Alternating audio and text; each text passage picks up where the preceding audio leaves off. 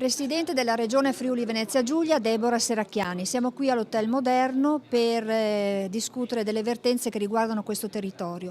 Prima di tutto parliamo dell'Electrolux, anche in base ai discorsi che sono stati fatti ieri con il capo del governo Letta a Trieste.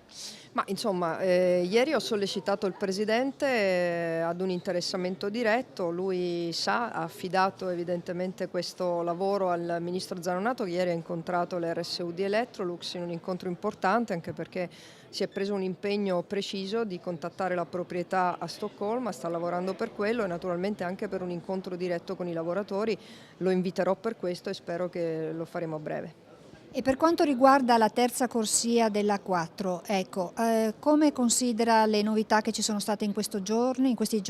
Ma un grandissimo successo della Regione, io sono particolarmente soddisfatta, abbiamo lavorato 7 mesi, abbiamo ottenuto delle risorse importanti che non erano per nulla scontate e che mancavano all'opera, abbiamo ottenuto i 150 milioni da Cassa Depositi e Prestiti, con il maxi emendamento di oggi approvato questa notte ci sono altri 130 milioni nei prossimi 2 anni e c'è il Fondo delle Rinunce promessoci dal Ministro Lupi per 160 milioni. A queste condizioni riusciamo a rivedere il piano economico e finanziario e secondo me riusciamo a completare l'opera, a farla bene e anche rispondere all'esigenza di mantenere un asset importante come Autovie Venete sul territorio.